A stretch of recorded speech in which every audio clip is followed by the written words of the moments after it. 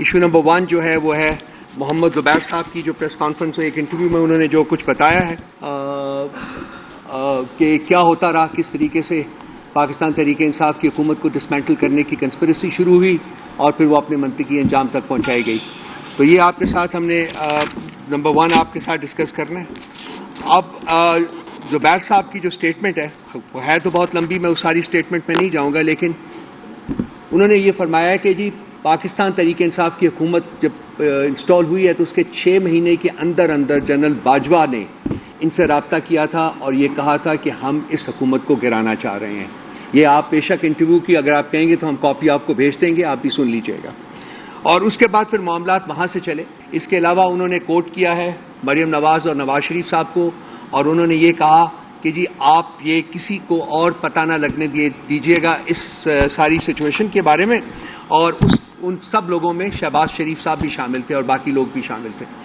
تو یہ جو ان کی سٹیٹمنٹ ہے زبیر صاحب کی، یہ عمران خان صاحب کی جو نیریٹو ہے، جو کنٹینشن رہی ہے کہ ہماری حکومت کو سیٹل ہی نہیں ہونے دیا گیا، بالکل اس کے مطابق ہے. اور ایک کانفلکٹ جو پہلے دن سے ورچولی کریٹ کیا گیا تھا، جو کہ 6 مہینے کے بعد اس کو ایک فارمل کنسپریسی کی شکل دی گئی اور اس کو آگے بڑھایا گیا. وقت کے ساتھ ساتھ آپ نے دیکھا کہ کس طریقے سے بارگینز کی گئیں، کانٹریکٹس کیے گئے، لوگوں کو چیف آف سٹاف بنانے کی پرومسز کیے گئے، اس کے بدلے میں پھر جو کروانا تھا ان سے اس کے پرومسز لیے گئے. اور خان صاحب کی حکومت 3 سال اور 4 مہینے کے بعد انہوں نے اس کو ریموو کر دیا اور اس کی جگہ ایک بنچ آف کرمنلز جو تھے، ایک مجرمین کا ٹولہ، ان کو پاکستان کے اوپر امپوز کر دیا. یہ جو کنفیشنل سٹیٹمنٹ ہے زبیر صاحب کی، یہ کسی بھی سویلائزڈ کنٹری میں اگر دی جاتی تو وہاں فوراً نوٹس لیا جاتا. اول تو اس قسم کی باتیں ہوتی نہیں ہیں سویلائزڈ کنٹریز میں، لیکن اگر ہو جائے تو اس کا فوری نوٹس لیا جاتا، اس کے اوپر انکوائری بٹھائی جاتی اور انکوائری کی فائنڈنگز کی بیسس کے اوپر جو لوگ گلٹی ثابت ہوتے، جنہوں نے کانسٹیٹیوشن آف پاکستان کو وائلیٹ کیا. دیکھیں chief of the army staff جو ہوتا ہے وہ ایک اوتھ لیتا ہے، اوتھ آف آفس لیتا ہے before taking over as the chief of the army staff. Brigadier صاحب بیٹھے ہوئے ہیں، میں ان سے ریکویسٹ کروں گا کہ کوئی میں غلط بات کروں یا پوری بات نہ کروں تو یہ بے شک انٹروین کر کے اس کو کمپلیٹ کر دیں. اس اوتھ میں سب سے امپورٹنٹ چیز یہ ہے کہ وہ پولیٹیکل کوئی انٹرفیئرنس نہیں کرے گا. اور جب آپ اوتھ آف آفس کو وائلیٹ کرتے ہیں تو وہ ٹریزن کے کھاتے میں آتا ہے، وہ آرٹیکل 6 جو ہے اس کے اوپر اپلائی ہوتا ہے. سو ہماری ڈیمانڈ ہے یہ کہ اس انٹرویو کا supreme court of Pakistan notice لے، انڈر 184(3) ایک کمیشن آف انکوائری کو انسٹیٹیوٹ کیا جائے. اس کمیشن آف انکوائری کو ٹائم دیا ہے، اس کی جو آپریشن ہے وہ ٹائم لمیٹڈ ہو، اور اس کمیشن آف انکوائری کی جو فائنڈنگز ہیں اس کی بیسس کے اوپر تمام ایسے اشخاص جو کہ ملوث پائے جاتے ہیں اس کنسپریسی میں، ان کو قرار واقعی سزا دی جائے، تاکہ تالے آزماؤ جو لوگ ہیں ان کا آئندہ راستہ جو ہے وہ روکا جا سکے اور اس ملک میں جمہوریت اور آئین کی حکومت جو ہے وہ پنپ سکے. یہ ہماری چند الفاظ میں یہ ہماری ڈیمانڈ ہے. یہ انتہائی سیریس معاملہ ہے، یہ کانسٹیٹیوشن کی وائلیشن کا معاملہ ہے اور اس کو آپ اوور لک نہیں کر سکتے، اس کو درگزر نہیں کر سکتے. سو ہم ڈیمانڈ کرتے ہیں، ریٹریٹ کرتے ہیں اس کو کہ جی ایک کمیشن آف انکوائری انسٹیٹیوٹ کیا جائے فوری طور کے اوپر، اور اس کی بیسس کے اوپر، اس کی فائنڈنگز کی بیسس کے اوپر آگے چلا جائے. اس کے ساتھ ساتھ جڑا ہوا ایک ہمارے جو نارووال کے فیک ارستو ہیں، انہوں نے ایک سٹیٹمنٹ دی تھی عید کی چھٹیوں میں. ہم اس کے اوپر تب کامنٹ نہیں کر سکے تھے کہ جی لوگ یہ چاہتے ہیں کہ عمران خان کو 5 سال تک جیل میں رکھا جائے. وہ لوگ جنہوں نے 8 فروری کو پاکستان تحریک انصاف کو 2/3 میجورٹی کے ساتھ جتوایا ہے، وہ لوگ ان کے پاس گئے ہیں کہ خان صاحب کو 5 سال تک قید میں رکھا جائے، کیونکہ اس ملک کو آگے لے جانے کا صرف ایک یہی طریقہ ہے کہ وہ ملکی معاملات میں انٹرفیئر ان کو نہ کرنے دیا جائے. یہاں بھی ہماری عدالتیں خاموش ہیں. کیا احسن اقبال کا یہ کام ہے کہ اس قسم کی سٹیٹمنٹ دے؟ اب جب کہ ان سے ملک نہیں چل رہا، اب جب کہ پاکستان کی اکانومی کریش کر چکی ہے، اب جب کہ SIFC جس کو قائم کرتے وقت آپ نے پتہ نہیں کیا کیا خواب دکھائے تھے اس ملک کی عوام کو، وہ بھی ٹوٹلی کریش کر چکی ہے. اب جب کہ پاکستان میں ایک پیسے کی انویسٹمنٹ نہیں ہو رہی. آپ نے کل بھی دیکھا ہے کہ چین کے ساتھ ہمارے جو ایک ہمارا ان کے ساتھ CPEC کے کانٹیکسٹ میں ایک فنکشن ہوا ہے اور آج سارے اخباروں کی ہیڈ لائن لگی ہوئی ہے. انہوں نے بھی یہ بات کی ہے کہ جی پاکستان میں پولیٹیکل سٹیبلٹی ہونی چاہیے اور اس پولیٹیکل اسٹیبلٹی کے بغیر جو ہے وہ شاید سی پیک بھی ایفیکٹ ہو جائے، اور پاکستان کے تمام جو آپ کے دوست اور برادر ملک رہے ہیں وہ سب پاکستان کے لیڈران کو، یہ جو جعلی لیڈران ہیں، ان کو یہی کہہ رہے ہیں کہ جی پاکستان میں آپ پولیٹیکل اسٹیبلٹی لائیں، اور پولیٹیکل اسٹیبلٹی لانے کا طریقہ جو جعلی ارسطو نے انوینٹ کیا ہے وہ یہ ہے کہ خان صاحب کو 5 سال تک قید میں رکھا جائے۔ ہم اس کے اوپر بھی سپریم کورٹ سے ہم ڈیمانڈ کرتے ہیں کہ ان کا بیان جو ہے وہ ریکارڈ کروایا جائے، اور یہ اس کی بیسس، اس کی سورس جو ہے اس کا بارے میں دیکھا جائے، اور اس کی بیسس کے اوپر آگے بڑھا جائے۔ یہ اس قسم کا بیانات دینے سے ملک کی جو کشیدہ صورتحال ہے وہ مزید کشیدہ ہوتی ہے، اس میں پولیٹیکل سٹیبلٹی نہیں آتی بلکہ پولیٹیکل ڈیسٹیبلائزیشن ہوتی ہے فردر۔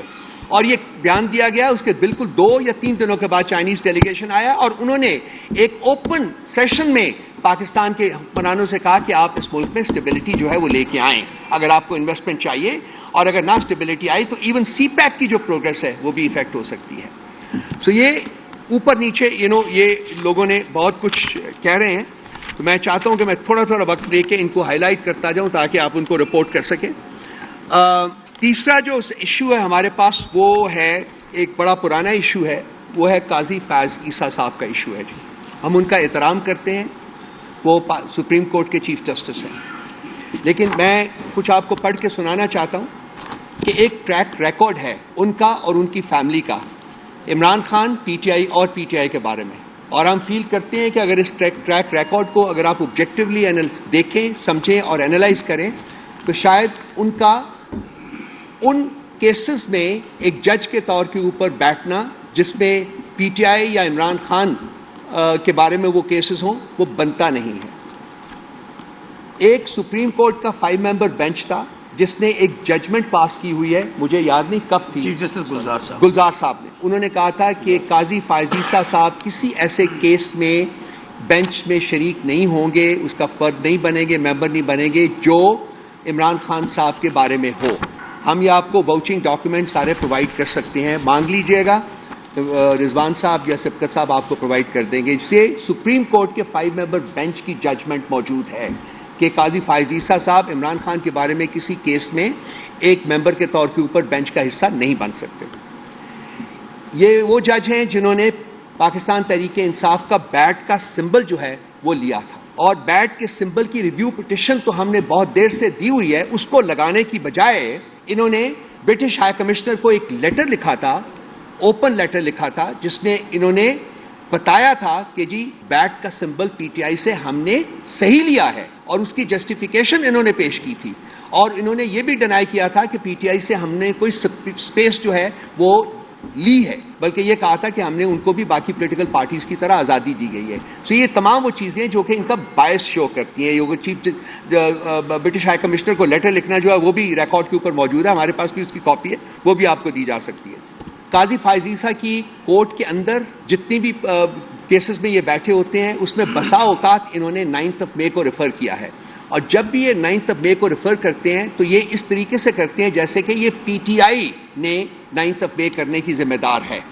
تو یہ بھی ان کا ایک انہیرنٹ باعث جو ہے وہ ہمیشہ کرٹیسائز کرتے ہیں پی ٹی آئی کو 9 مئی کی ریفرنس سے، جبکہ ہماری کنٹینشن یہ ہے کہ 9 مئی کے جو پرپیٹریٹرز ہیں ان کا اس وقت تک تعین نہیں ہو سکتا جب تک کہ وہاں ایک انڈیپینڈنٹ جوڈیشل کمیشن کانسٹیٹیوٹ نہ ہو اور وہ تمام شواہد دے کے اس کے بعد فیصلہ کرے کہ کیوں ہوا، کیسے ہوا، پھر اس کے بعد جو اس کے مجرمین ہیں ان کو ان کے گناہ کے مطابق یا ان کی جرم کے مطابق قرار واقعی سزا دی جائے۔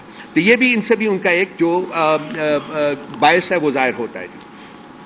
اس کے علاوہ 184(3) کے تحت جتنے بھی کیسز جو ہیں سنے گئے ہیں وہ تمام کو لائیو سٹریم کیا جاتا ہے، لیکن جب خان صاحب کی باری آتی ہے تو وہ لائیو سٹریم نہیں کیا جاتا۔ یہ ایک پیٹنٹ باعث ہے جو کہ ظاہر کرتا ہے کہ خان صاحب کے بارے میں جب خان صاحب کے کیس کو کیوں نہیں لائیو سٹریم کیا جائے جیسے کہ باقی تمام کیسز جو ہیں، اگر قانون سب کے لیے برابر ہے، اگر سپریم کورٹ جو ہے جب ججمنٹ ڈسپینس کرتی ہے تو سب کے لیے ایک ہی قانون کے مطابق کرتی ہے، تو پھر وہ خان صاحب کے بارے میں جب ان کی بات آتی ہے تو کیوں وہ قانون بدل دیا جاتا ہے، کیوں ان کا باعث جو ہے وہ سامنے آ جاتا ہے۔ تو ہم یہ بھی یہ اس چیز کا ایک ثبوت ہے کہ خان صاحب یا ان کے بارے میں کیسز جو ہیں اس کے بارے میں ان کا ایک انہیرنٹ باعث ہے۔ اس کے علاوہ جو قاضی فائز عیسیٰ صاحب کی بیگم صاحبہ ہے ان کی بہت ساری سٹیٹمنٹس ہیں ہمارے پاس. ایک سٹیٹمنٹ ان کی یہ تھی جب انہوں نے کہا تھا کہ عمران خان نے جو منی ٹریل دی ہے اس کے بارے میں مجھے شدید تحفظات ہیں, یہ منی ٹریل نہیں ٹھیک. کورٹ ججمنٹ دیتی ہے کہ وہ صادق اور امین ہیں, اور بیگم عیسیٰ جو ہے وہ اسٹیٹمنٹ دیتی ہیں کہ جی مجھے ڈاؤٹس ہیں اس کے بارے میں اور میں اس منی ٹریل کو نہیں مانتی. یہ ان کی اسٹیٹمنٹ ہمارے پاس یہ موجود ہیں, اس کے واچنگ ڈاکیومنٹس جو ہے سارے. اس کے علاوہ خان صاحب کو بطور پرائم منسٹر ریموو کرنے کی انہوں نے ڈیمانڈ کی ہوئی ہے, اور وہ بیسز انہوں نے بنایا تھا کہ انہوں نے اپنے ایسٹس جو ہیں وہ ڈکلیئر نہیں کیے. کورٹ کی ججمنٹ ایک ہے اور قاضی فائز عیسیٰ صاحب کی بیگم صاحبہ جو ہے وہ اس کے بالکل کانٹریری جو ہے وہ بیان دے رہی ہیں کہ جی ان کو as prime minister of Pakistan remove کیا جائے. اس کے علاوہ اسی چیز کے سلسلے میں انہوں نے ان کو کہا تھا جی کہ آپ میرے ساتھ لائیو ٹیلی ویژن کے اوپر آ کے بات کریں, میں آپ کو بتاتی ہوں کہ میں کیوں یہ کہہ رہی ہوں.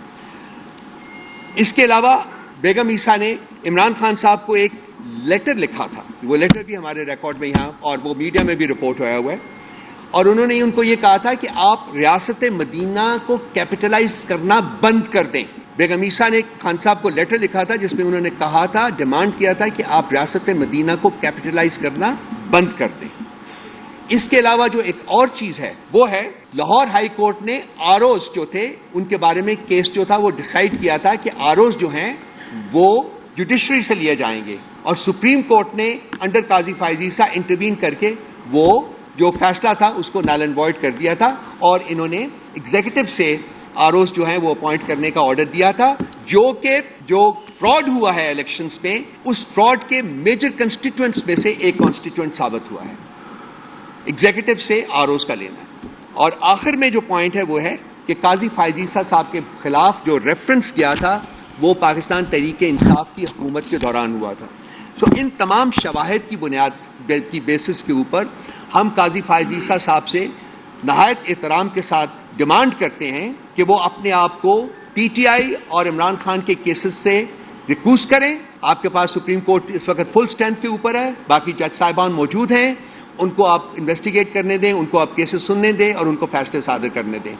یہ ہماری بہت اسٹرانگ ڈیمانڈ ہے, اور اگر یہ ڈیمانڈ پوری نہیں ہوتی تو پھر ہم اس نتیجے کے اوپر پہنچیں گے کہ قاضی فائز عیسیٰ صاحب اپنا جو باعث ہے اس کو ایکسرسائز کرنا چاہتے ہیں by insisting on remaining part of the benches جو کہ پی ٹی آئی یا عمران خان صاحب کے کیسز جو ہے وہ سن رہے ہیں.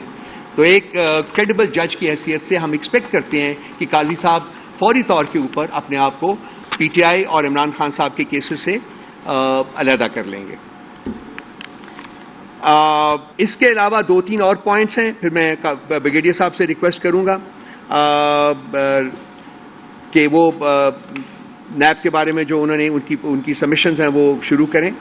لوگوں کی ابڈکشنز جو ہیں وہ جاری ہیں. کل آپ نے دیکھا کہ ہمارے پروٹیسٹ کے موقع کے اوپر تمام پنجاب میں سیکشن 144 نافذ کر دیا گیا. اب یہ سیکشن 144 پورے صوبے میں نافذ کرنے کا مطلب یہ ہے کہ وہاں کی حکومت نے اپنی نااہلی اور ناکامی جو ہے اس کی کنفیشن کی ہے, مانے ہیں, اور کہا ہے کہ چونکہ ہم سے کنٹرول نہیں ہوتا, یہ پی ٹی آئی والے جو ہیں یہ باہر نکل آتے ہیں اور یہ پیسفل پروٹیسٹ کرتے ہیں اور ان کو ہم نے پیسفل پروٹیسٹ نہیں کرنے دینا, اس لیے ہم سیکشن 144 نافذ کر رہے ہیں. اور اس کے تحت 3 ایم پی او کے تحت بھی مجھے بتایا گیا, میں اوپر آ رہا تھا تو کچھ مقدمے جو ہیں 3 ایم پی او کے تحت بھی مقدمے جو ہیں وہ 10 مقدمے جو ہیں وہ انہوں نے انسٹیٹیوٹ کرنے کے احکامات صادر ہو چکے ہیں اور وہ ایف آئی آرز ہو چکی ہوئی ہیں سارا کچھ. تو یہ ہے ایک جمہوری ملک میں جہاں کہ انڈرسٹینڈبلی جمہوریت ہے, وہاں آپ ایک پولیٹیکل پارٹی کو پرامن احتجاج کرنے سے بھی روکنے کے لیے تمام صوبے میں سیکشن 144 جو ہے اس کا نفاذ کر دیتے ہیں. سی سی ٹی وی فوٹیجز جو ہیں اس کے غائب ہونے کا, ابھی عدت کیس میں عدالت نے کہا ہے جی کہ سی سی ٹی وی فوٹیج جو ہے وہ پیش کی جائے, اور عدالت کو بتایا گیا ہے کہ جی سی سی ٹی وی فوٹیج نہیں مل رہی کیونکہ کیمرہ خراب تھا. یہ سیف سٹی ہے اسلام آباد, یہاں کروڑا روپیہ جو ہے وہ انویسٹ ہوا ہوا ہے اس کو سیف سٹی بنانے کے لیے, اور سی سی ٹی وی کیمراز جو ہیں وہ اس کا ایک انہیرنٹ کنسٹیٹوئنٹ ہوتا ہے جس کی بیسس کے اوپر یہ شہر کو سیف سٹی ڈکلیئر کیا جاتا ہے. اب مجھے بتایا جائے کہ کیوں سی سی ٹی وی فوٹیجز نہیں پیش کی جا رہی, اس میں کیا خوف ہے حکومتی کارندوں کو کہ عدالت کے باہر, ہائی کورٹ کے باہر بھی ان کا کیمرہ جو ہے وہ کہتے ہیں اکارڈنگ ٹو دا اسٹیٹمنٹ کہ وہ کام نہیں کر رہا تھا, تو ہم نے وہ فوٹیج ہے وہ ہم آپ کو نہیں پیش کر سکتے کیونکہ وہ کیمرہ جو ہے اس نے ریکارڈ ہی نہیں کیا اس کو. اس کے پیچھے ایک سینسٹر پلان ہے. وہ یہ ہے 9 مئی ہے اور اس سے پہلے بھی ہیں. کہیں بھی جہاں بھی یہ الیج کرتے ہیں کہ پی ٹی آئی والوں نے اٹیک کیا ہے یا ڈیمیج کیا ہے پبلک پراپرٹی کو, کسی ایک جگہ کی سی سی ٹی وی فوٹیج یہ پیش نہیں کر سکے. وجہ صرف ایک ہے کہ جو مجرمین ہیں ان کے اوپر پردہ ڈالنا جو ہے وہ مقصود ہے, اور جو بے گناہ ہیں ان کو 1 سال سے زیادہ تک وہ جیلوں میں ڈالنا جو ہے, اور ابھی پتہ نہیں کب تک ان کو وہاں رکھنے کا ان کا ارادہ ہے. یعنی جو اصل جنہوں نے جرم کیا ہے ان کو محفوظ کرنا, اور جنہوں نے جرم کے ساتھ جن کا کوئی تعلق نہیں تھا, اور یہی وہ وجہ ہے کہ یہ جو جوڈیشل کمیشن ہے وہ بھی کانسٹیٹیوٹ نہیں کر رہے, اور ایک فرد واحد بیٹھ کے کہتا جی یہ مجرم ہے اس کو پکڑ لیجئے. ایک رات میں 10,000 بندے انہوں نے اریسٹ کیے ہمارے, ان میں سے بہت سارے بندے جو ہیں 1 سال سے زیادہ تک جیلوں میں پڑے ہوئے ہیں. ایک مقدمے میں ان کی بیل ہوتی ہے, وہ عدالت سے باہر نکلتے ہیں, وہاں پھر پکڑ لیا جاتا ہے. سنم کو اور عالیہ کو اور جو ہے ہماری ڈاکٹر یاسمین راشد کو درجنوں دفعہ ری اریسٹ کیا جا چکا ہوا. یہ کس جمہوریت, کس آئین اور کس قانون کے تحت ہو رہا ہے؟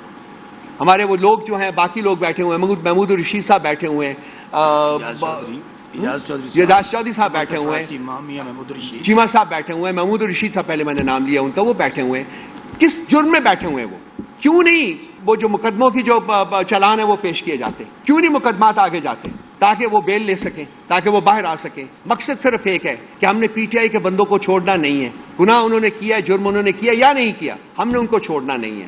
جب ریاست میں اس ہولناک قسم کی فسطائیت جو ہے وہ میں نے آج سے پہلے کبھی نہیں دیکھی. ہم نے جنرل ضیاء کا بھی وقت دیکھا, وہ بھی کوئی اچھا وقت نہیں تھا. کوڑے پڑے تھے لوگوں کو, ننگے پنڈوں کے اوپر ان کو مارا جاتا, چلچلاتی دھوپ میں مارا جاتا تھا, جیل کے اندر مارا جاتا تھا, پبلک پلیسز کے اوپر ٹکٹکیاں کیا کہتے ہیں, ٹکٹکیاں ہی کہتے ہیں نا, وہ لگائی جاتی تھی.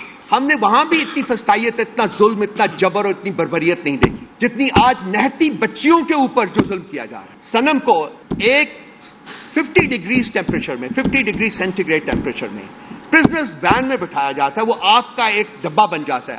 آپ ٹرائی کر کے دیکھ لیجیے, آپ بیٹھ کے دیکھیں. اس کو سنم کو بٹھایا جاتا ہے, اس کے گھر لے جایا جاتا ہے, اس کو اسی آگ کے ڈبے میں بٹھائے رہتے تھے, اور اس کے سامنے اس کا گھر توڑا جاتا ہے, اس کی فیملی کو اسالٹ کیا جاتا ہے. آپ لوگ بیٹھے ہوئے بتائیے کیا وجہ ہے؟ یہ اس طریقے سے عذاب مبتلا کرنا چاہتے ہیں ان بچیوں کے اوپر, ان کو تکلیف دینا چاہتے ہیں. اس سے کس کو وائکیریس پلیشر ہو رہا ہے؟ کون ہے جو کہ خوش ہو رہا ہے اپنے محلوں میں بیٹھ کے؟ اس عورت کا نام ہے مریم نواز. یہ ذاتی اس کی قید میں ہے, اور اس کا فیس جو ہے وہ ایسا ہے کہ جی آپ نے ریاست کی قید میں ہے, لیکن یہ اس کی ذاتی قید میں ہے, اس کی پرسنل جو قید ہے اس میں ہے یہ بچیاں. کیونکہ یہ سوشل میڈیا کے خلاف کے اوپر سچ بیان کرتی تھی, اس کے بارے میں سچ لکھتی تھی, تو اس کی سزا یہ بچیاں 2 سال سے کاٹ رہی, 1 سال سے کاٹ رہی. کہیں تو عدالتیں ہماری کھڑی ہو جائیں, کہیں تو انصاف کی خاطر کھڑی ہو جائیں, قانون کی خاطر کھڑی ہو جائیں, آئین کی خاطر کھڑی ہو. کب تک سوئے رہیں گے جج صاحبان ہمارے؟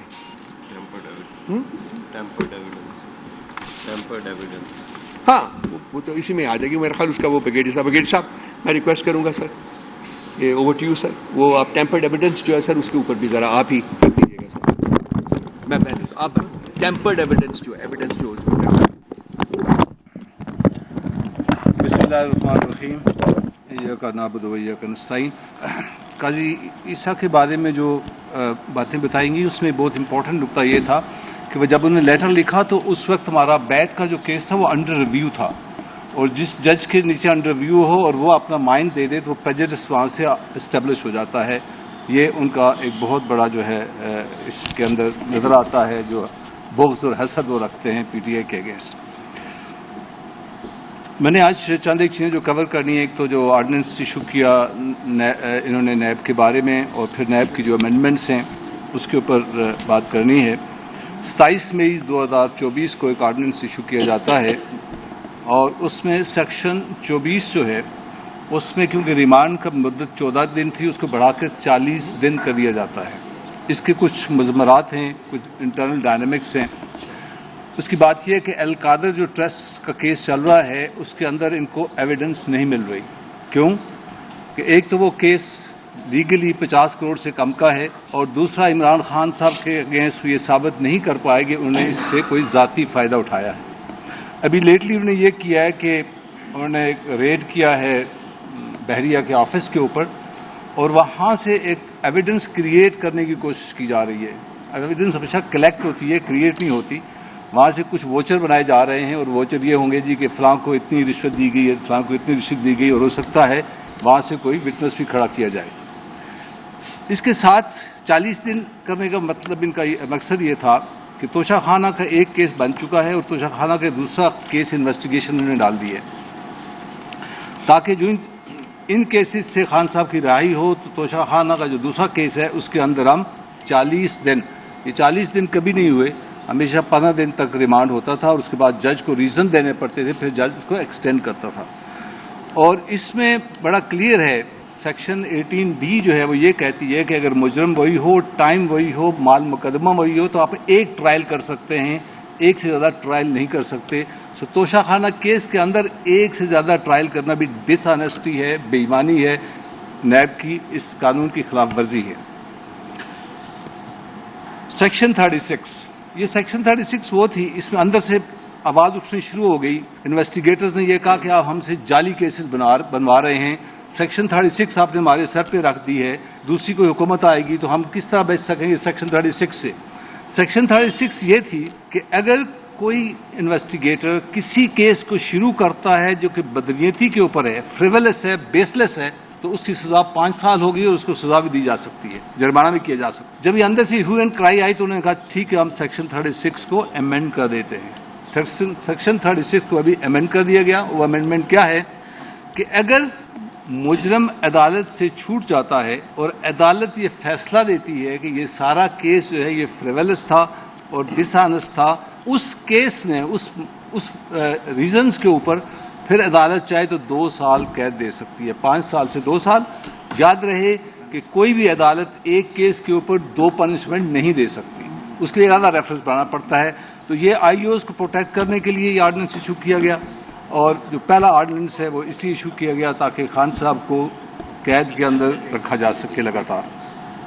ابھی میں آتا ہوں، جو امینڈمنٹ کا کیس ہمارا چل رہا ہے، جب ہم خان صاحب پاس یہ لے کے گئے تھے کہ ہم نے ریٹ کرنی ہے سپریم کورٹ کے اندر، تو ہم نے کچھ ریزنس دیے تھے ان کو کہ خان صاحب believed in across the board accountability. ہمارے زمانے میں نیب آزاد تھا، 480 بلینز 3 سال کی ریکوری ہے، 160 ارب سالانہ کے حساب سے، اور اس وقت نیب نے ہمارے سٹنگ پولیٹیشین جو تھے ان کے خلاف بھی کیسز بنائے تھے۔ خان صاحب نے ان کو نہیں روکا کسی کو، بلکہ بعض لوگوں کو اپنے آفیسز چھوڑنے پڑے، بعض لوگوں کو بلکہ سیاست چھوڑنی پڑی، بہت سارے نام آپ جانتے بھی ہیں۔ خان صاحب ہمیشہ اکراس دا بورڈ اکاؤنٹیبلٹی بھی بلیو کرتے ہیں۔ ہم جب ان کے پاس یہ آرگو کرنے کے ہم نے ریٹ کرنی ہے تو اس میں 3 ہم نے ریزن دیے تھے۔ پہلا ریزن یہ تھا کہ اس سے تقریباً ملک کے خزانے کو 1100 ارب روپے کا نقصان ہوگا۔ دوسری وجہ ہم نے یہ بتائی تھی کہ نیب کا ادارہ بالکل ڈس فنکشنل ہو جائے گا کیونکہ اس امینڈمنٹ سے، اور تیسری چیز ہم نے یہ بتائی تھی کہ یہ NRO ہے، because case to case basis پہ امینڈمنٹس کی گئی ہیں اور یہ بہت بڑی بددیانتی ہے، لہٰذا ہمیں ریٹ میں جانا چاہیے۔ یہ ریٹ بڑی محنت سے تیار کی گئی، اس میں وہ کیسز بھی ہم نے ڈالے تھے جو کہ خاص ٹارگٹ کر کے سیکشنز کو چینج کیا گیا۔ ابھی میں چند ایک سیکشنز کے بارے میں آتا ہوں جن سے کئی بار کا ذکر بھی ہو چکا ہے۔ اس امینڈمنٹ کو 1985 تک یہ پیچھے لے کے چلے گئے ہیں۔ اس کا سب سے بڑا نقصان یہ ہوگا کہ جتنے بھی کیسز اپیل کے اندر ہیں، ہائی کورٹ میں ہیں، سپریم کورٹ میں ہیں، جو پری باغے میں لوگ پیسے منی لانڈرنگ کے کیسز جو ہیں وہ ابھی نیب نہیں کر سکتی۔ میں اس کو کہتا ہوں TT سیکشن۔ یہ وہ سیکشن ہے جس کے وجہ سے حمزہ شہباز اور شہباز شریف کے TT کے 7 ارب کا کیس جو ہے آٹومیٹکلی بند ہو گیا۔ سیکشن 4 کو تبدیل کیا گیا اور کہا گیا جی کہ 50 کروڑ تک کی جو کرپشن ہے وہ معاف ہے، اگر 50 کروڑ سے زیادہ کوئی کرپشن کرے گا تو اس کی جو ہے نا سنوائی کی جائے گی۔ اس میں 3 کیسز ہیں جو میجر کیسز ہیں، Ramzan sugar mill, metro bus case اور پرائم منسٹر کا کیس۔ یہ 3 کیسز تھے جو شہباز شریف کے خلاف ہیں۔ رمضان شوگر مل بڑا انٹرسٹنگ ہے، ان کے MPA ہیں رحمۃ اللہ، ان کا نام ہے، چنیوٹ کے ہیں۔ ان کو کہا گیا کہ جی آپ درخواست دیں، یہاں بڑا سخت ضرورت ہے ایک ایفلوئنٹ نالا جسے آپ سیم نالا کہتے ہیں وہ بنانا ہے۔ انہوں نے درخواست دی، چیف منسٹر نے فوراً ساری کوڈل فارمیلٹی سائٹ پہ رکھتے ہوئے اس کی منظوری دی اور وہ نالا عین رمضان شوگر مل کے اندر سے شروع کیا گیا اور اس کا جو ایفلوئنٹ تھا وہ اس کے اندر ڈال دیا گیا۔ یہ 21.5 کروڑ جو آج کل کے حساب سے 1 ارب بنتا ہے، وہ باپ جو چیف منسٹر تھا، بیٹا اس وقت MLA تھا، مل اس کی رمضان شوگر مل تھی، یہ وہ نالا تعمیر کیا گیا۔ یہ کیس بھی ختم ہو جاتا ہے۔ دوسرا میٹرو بس کا کیس یہاں کا ہے، وہ جس میں انہوں نے ایک خاص انسان کو آرڈر کر کے بندے کو کہا جی کہ اس کو کنٹریکٹ دیا جائے۔ پرائم منسٹر کی جہاز کا تیسری انکوائری ان کی بند ہو جائے گی، جس میں 42 کروڑ روپیہ کا نقصان کیا شہباز شریف نے۔ انہوں نے 39 بیرونی دورے نجی طور پہ کیے اور 515 اندرونی ملکی دورے کیے، نجی دورے کیے، اور 42 کروڑ روپے کا نقصان کیا. وہ کیس بند ہو جائے گا. یہ وہ کیسز ہیں جو 50 کروڑ سے نیچے فال کرتے ہیں. ایک سیکشن نے امینڈ کی ہے 5E، میں اس کو کہتا ہوں میاں جاوید لطیف سیکشن. اس سے یہ ہے کہ اگر کوئی بیوقوف قسم کا افسر ہے اور سارے اثاثے اپنے نام پہ بناتا ہے تو اس کا کیس تو بنے گا. اگر وہ بیوی بچوں کے نام پہ بنا دیتا ہے، مامے چاچے کے نام پہ بنا دیتا ہے، تو پھر آپ اس کو پکڑ نہیں سکتے. میاں جاوید لطیف صاحب کے سارے اثاثے یا ان کے ماموں کے نام ہے یا ان کے بھائیوں کے نام ہے. 6 انکوائریوں میں لاہور میں ایک کیس میں ان کا نام نہیں آتا، بیکاز وہ سارے انہوں نے بے نامی رکھے ہوئے. ایک اور سیکشن ہے جس میں ٹھیکیدار اور سپلائرز ہیں ان کو بھی استثناء دے دیا گیا. اس کا مطلب یہ ہے کہ ساتھ جو متعلقہ لوگ ہیں وہ بھی معاف ہو جائیں گے. جب تک کوئی مجرم، بے شک اس نے اربوں روپے کا نقصان کیا ہو، یہ ثابت نہیں ہوگا کہ اس نے اس فیصلے سے ذاتی فائدہ اٹھایا ہے، اس میں سزا نہیں دی جا سکتی. ایک سیکشن ہے 9A7، اسے کہتے ہیں توشہ خانہ سیکشن. یہ وہ سیکشن ہے جس سے اگر کوئی شخص ایسا آرڈر پاس کرتا ہے جو خاص لوگوں کو فائدہ پہنچائے اور پھر وہ آرڈر اپنی جگہ پہ چلا جائے واپس، تو اس سے کہتے ہیں پرسن اسپیسیفک آرڈر. توشہ خانہ میں Gilani was the prime minister, اور انہوں نے توشہ خانہ کے رولز کو ریلیکس کیا فار ٹائم بینگ. 3 گاڑیاں زرداری کو دی توشہ خانہ میں سے، 1 گاڑی نواز شریف کو دی، اور قانون پھر اپنی جگہ پہ واپس چلا گیا. انہوں نے اس سیکشن کو خصوصی طور پہ اڑا دیا. اس کے ساتھ ہی توشہ خانہ کا کیس بھی جو ہے وہ اڑ گیا.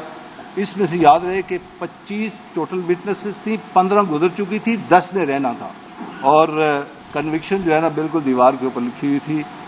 لیکن بیچ میں پھر NRO 2 آ گیا. ابھی یہ کیس چل رہا تھا، عدالت نے کہا مجرم حاضر ہو، تو جواب دیا گیا مجرم جو ہے وہ استثناء لے چکا ہے، ملک کا صدر ہے، وہ حاضر نہیں ہو سکتا. تو یہ کیس ابھی تک کورٹ میں موجود ہے. کہتے ہیں نا کفر از کعبہ برخیزت کجا ماند مسلمانی.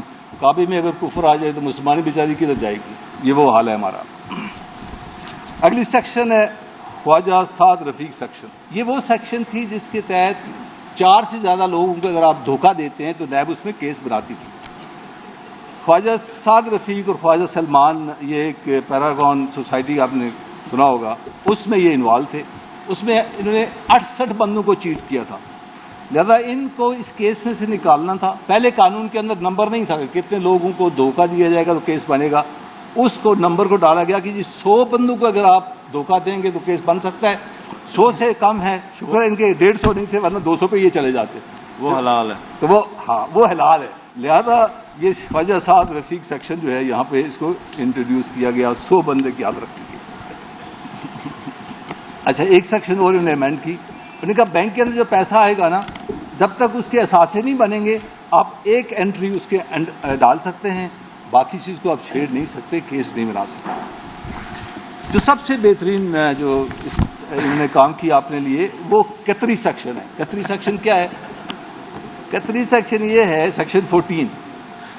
سیکشن 14 اس کا تو پریزمپشن سیکشن کہتے ہیں. اس کا حوالہ ہم نے پٹیشن کے اندر دیا ہوا ہے. 17 قانون ایسے ہیں آپ کے ملک کے کہ اگر آپ یہ ثابت کر دیں کہ یہ قلم میری ہے تو پھر میں نے ثابت یہ کرنا کہ میں نے قلم خریدی کہاں سے، مانی ٹریل میں نے دینی ہوتی ہے.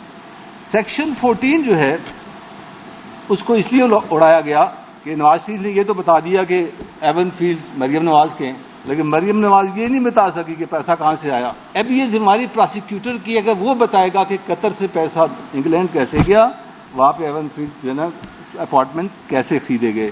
تو یہ وہ سیکشن تھی. ابھی پراسیکیوٹر جو ہے وہ فیصلہ بتائے گا کہ جی پیسہ کہاں سے آیا.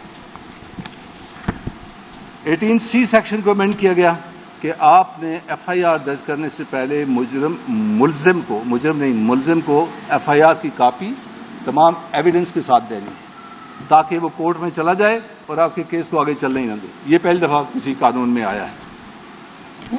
18F اگر انکوائری 6 ماہ تک نہیں مکمل ہو سکتی تو وہ ختم کر دی جائے گی. اس سے ان کی لمبی لسٹ ہے میرے پاس کیسز کی جو آٹومیٹکلی بند ہو گئے. وائٹ کالر کرائم میں بعض اوقات بندہ بھاگ کے ملک سے باہر چلا جاتا ہے، بلکہ زیادہ تر بھاگ جاتے ہیں، اثاثے باہر ہوتے ہیں، تو وہ آپ انفارمیشن لینے میں ہمیشہ ٹائم لگتا ہے. 6 مہینے میں دنیا میں کہیں بھی آپ FBI دیکھ لیں، NCA دیکھ لیں، کسی کا کیس مکمل نہیں ہوتا. 21G یہ زرداری نواز شریف سیکشن میں اس کو کہتا ہوں.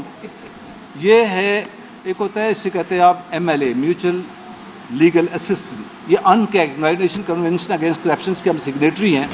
اس کے تحت آپ بیرونی ملکوں سے شہادتیں لا سکتے ہیں اور شہادتیں لا کے اپنے کیس کے اندر ڈال سکتے ہیں. اس 21G کی ایک سیکشن کو اڑا دیا گیا کہ باہر سے آئی ہوئی کسی شہادت کو منظور نہیں کیا جائے گا. لہذا پاناما لیکس ہو، دبئی لیکس ہو، پنڈورا لیکس ہو، ابھی جتنے بھی اثاثے کوئی باہر بنائے گا نیب اس کو سوال نہیں پوچھ سکتا. اس سیکشن کے تحت باہر سے جو بھی ایویڈنس آئے گی اس کو آپ ایکسیپٹ نہیں کر سکتے. ایک سیکشن 23 ہے، 1860 کا لا ہے، پریونشن آف کرپشن ایکٹ 1947 کا لا ہے. اس کے اندر یہ ہے کہ جب بھی کسی کی انکوائری شروع ہوتی ہے وہ اثاثے بیچ نہیں سکتا. یہ عجیب امینڈمنٹ انہوں نے کی ہے کہ آپ انکوائری کے دوران بھی اثاثے بیچ سکتے ہیں. لہٰذا اگر آپ نے اثاثے A نے B کو دیے، B نے C کو دے دیے، C نے D کو دیے تو ریکوری کیسی ہوگی؟ یہ جان بوجھ کے ڈالا گیا تاکہ معاملے کو مشکل ترین کر دیا جائے. آخر میں جو سب سے انٹرسٹنگ سیکشن ہے جس پہ آلموسٹ اس وقت تک کئی ارب کا ریکوری نیب کر چکی ہے، وہ سیکشن 25 ہے. پہلے یہ ہوتا تھا کہ سیکشن 25 میں اگر کسی شخص نے پلی باگین یا پیسہ دینا شروع کیا اور وہ ڈیفالٹ کرتا تھا تو اس کو اوریجنل کیس اس کا شروع کر دیا جاتا تھا. ابھی انہوں نے کہا نہیں، ایسا نہیں ہوگا. اگر وہ مکر جاتا ہے، انکار کر جاتا ہے تو آپ اس پہ ڈیفالٹ کا کیس بنائیں گے، ایک نیا کیس شروع کریں گے. اس کا مطلب یہ ہوا کہ آج سارے جتنے پلی باگین میں آئے ہوئے تھے لوگ انہوں نے پیسہ دینا بند کر دیا ہے.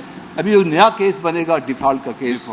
تو یہ ہم نے جب اس وقت یہ بات کی تھی کہ 1100 ارب کے جو کیسز ختم ہو رہے ہیں، یہ وہ پونڈ تھا جہاں سے 160 ارب، ابھی کروڑوں میں ریکوری ہو رہی ہے.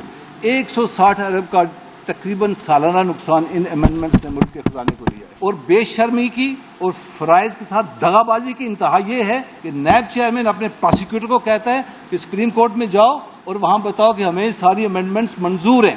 پھر میں یہاں سے یہ کلیم کرتا ہوں کہ 850 نفری نیب کی اور ڈبل تنخواہ لیتی ہے اور 1.5 ارب روپیہ اس کا بجٹ ہے سال کا، اس کو ختم کر دیا جائے. بیکاز وہ دو قسم کے کیس بنا سکتی ہے، یا ایسٹ کا کیس، وہی بندے کے اپنے کے نام پہ پیسہ ہو، یا 100 بندے سے زیادہ چیٹ ہو جائے. تیسرا کوئی کیس نہیں بن سکتا. لہٰذا اس محکمے کو جو ہے نا میرے نزدیک بند کر دینا چاہیے اگر یہ نیب امینڈمنٹس رہتی ہیں. اگر نیب امینڈمنٹس جو ہیں وہ ختم ہوتی ہیں تو ڈیفینیٹلی پھر ادارہ فعال ہو جائے گا.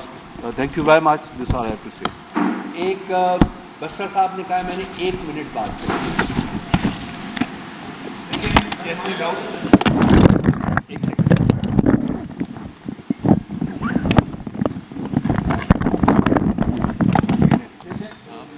لیکن جیسے رؤف حسن صاحب پہلے کہہ چکے ہیں،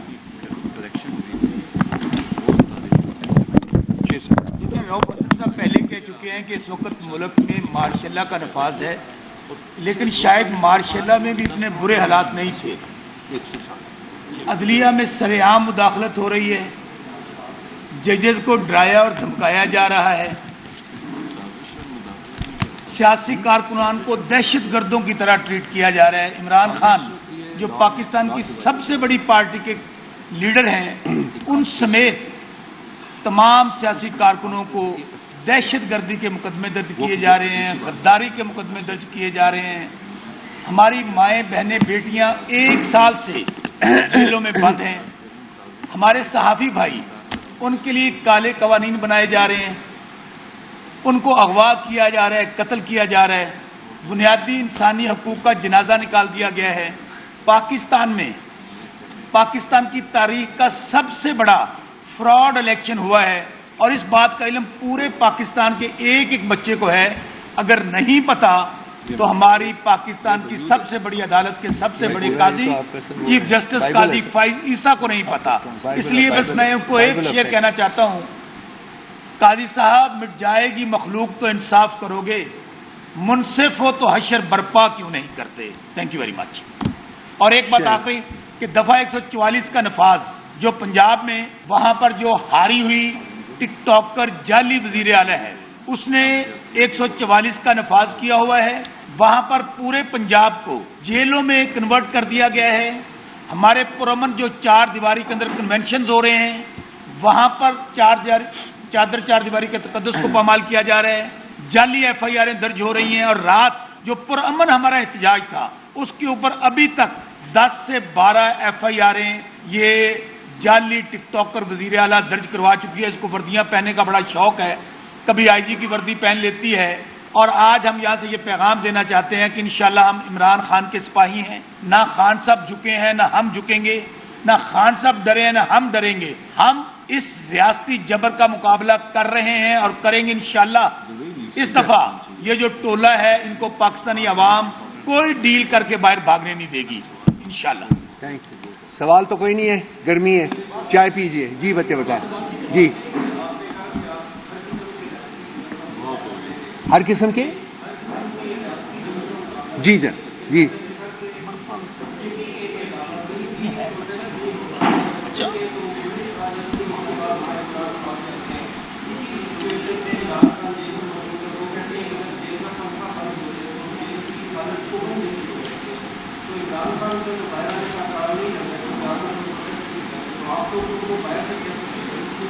हम उनको बाहर इस तरीके से लेके आएंगे भाई कि उनके खिलाफ 4 केसेस थे जिनमें कि उनके खिलाफ अवार्ड हुई थी पनिशमेंट। उनमें से 3 केसेस ख़त्म हो गए, 1 केस सिर्फ रह गया जिसको इद्दत का केस कहते हैं, और वो ज़बरदस्ती डिले किया जा रहा है। जिस दिन वो केस लगा वो 24 घंटे के अंदर वो भी क्रैश कर जाएगा, उसके बाद खान साहब बाहर आ जाएंगे। हमने कानूनी रास्ता अडॉप्ट करना है ना, हमको हाथ में बंदूक लेके तो नहीं निकल सकते। आगे 9 मई नहीं ख़त्म हो रहा, वहाँ कोई जुडिशल इंक्वायरी नहीं करा रहा, बगैर किसी इंक्वायरी के लोगों को मुजरिम बना दिया गया। तो हम कानूनी रास्ता अडॉप्ट कर रहे हैं, हम पार्लियामेंट के अंदर जो हमारे पास रास्ता है वो अडॉप्ट कर रहे हैं, और हम पीसफुल प्रोटेस्ट का रास्ता अडॉप्ट कर रहे हैं, जिसके रास्ते में सबसे बड़ी रुकावट जो है वो डिस्ट्रिक्ट एडमिनिस्ट्रेशंस बनी हुई हैं, वो हमें इजाज़त नहीं दे रही हैं। वो हमारे तमाम जो जलसों के इजाज़तनामे हैं वो इस वक्त हाई कोर्ट्स में मौजूद हैं, उनके ऊपर होपफुली इंशाअल्लाह ताला बहुत जल्दी फैसले आने शुरू हो जाएंगे।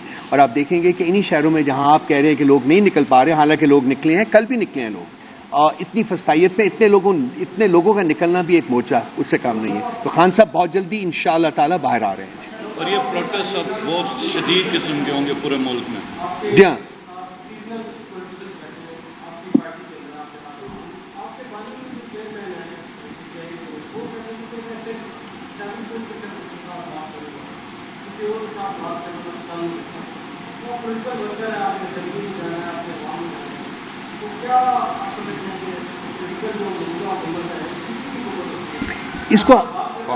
इसको हुकूमत कहना जो है वो हुकूमत के नाम की तौहीन है। ये फॉर्म 47 है, जाली हुकूमत है, ये हुकूमत नहीं है। नंबर 1 बात। नंबर 2 बात, इनके पास कुछ नहीं है देने को। ये पुतलियां हैं जिनकी तनाबें जो हैं वो इस्टेब्लिशमेंट खींचती है तो ये नाचते हैं। ये प्राइम मिनिस्टर भी अब इसने नया प्रोफेशन इसने नाचने का अडॉप्ट किया हुआ है, वो ड्रामा तो बहुत करता था। तो ये देंगे क्या आपको? अगर हम इनके साथ बैठते हैं हाइपोथेटिकली, इनको कहते हैं जी हमारे क्या 2 डिमांड हैं, नंबर 1 हमारा चोरी किया हुआ मैंडेट हमें वापस करो, नंबर 2 हमारे पॉलिटिकल प्रिजनर्स को रिहा करो। चोरी किया हुआ मैंडेट अगर ये मानते हैं तो इनकी हुकूमत गिर जाती है, हुकूमत हमारी बन जाती है। उसके बाद जो है दूसरी डिमांड है वो रेलिवेंट ही नहीं रहती है। अगर हमारी हुकूमत बन जाती है तो फिर हम तो पॉलिटिकल प्रिजनर्स ना पहले कभी हमने रखे थे, ना हमारे कल्चर का हिस्सा है कि हमने पॉलिटिकल प्रिजनर्स रखने हैं।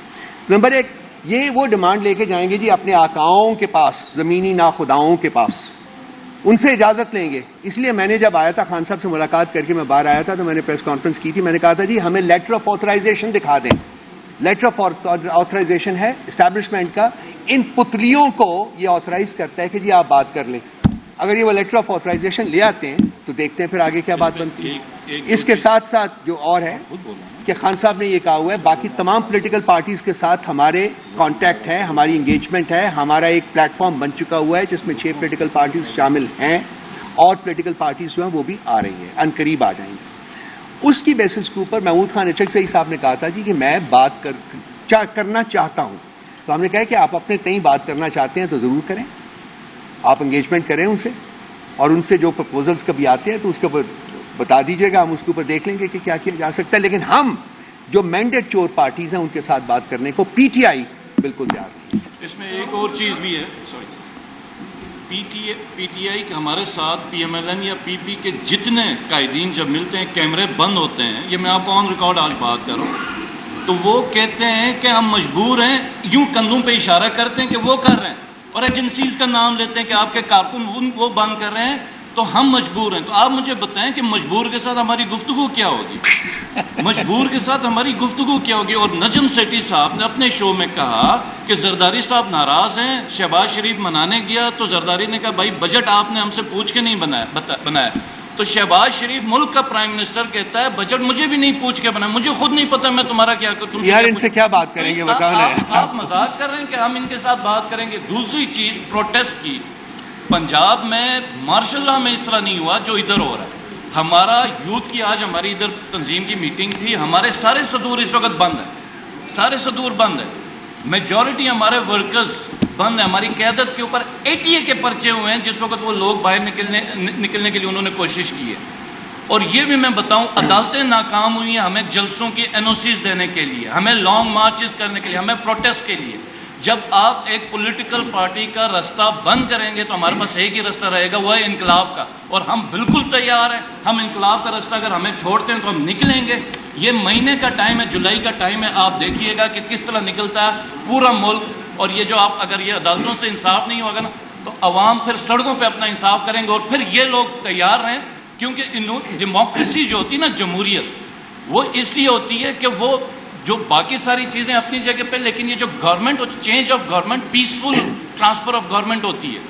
جب آپ نے جمہوریت کو مار دیا، اپنی مرضی سے نوٹیفیکیشن کر کے اجنبی چہروں کو ہمارا حکمران بنائیں جس کو ہم نہیں جانتے، تو وہ ہمارے لیے ویسے ہی ہے جیسے ایسٹ انڈیا کمپنی ہے، ہمارے لیے ویسے ہی ہے جیسے انگریز ہے. یہ کالی ایسٹ انڈیا کمپنی ہے، کالی گلگت بلتستان میں جس طرح ڈوگرا ہے، تو ہم نہ اس کو مانتے ہیں، نہ اس نظام کو مانتے ہیں، نہ ایسی عدالتوں کو ہم ایکسیپٹ کرتے ہیں جو انصاف دینے سے قاصر ہیں، کیونکہ آئین کی بنیادی خلاف ورزی کری. اور انشاءاللہ آپ سے اب یہ سوال بہت دفعہ میں سن چکا ہوں کہ جی پروٹیسٹ نہیں ہو رہے. تھوڑا سا ذرا اس کو ریوائز کر لیں، وہ وجہ آپ کو بھی پتہ ہے جو ہو رہا ہے. تھوڑا سا ایک سیکنڈ. ہاں جی. ایک لیڈر پہ 50 FIR ہیں، حماد اظہر سمیت. ایک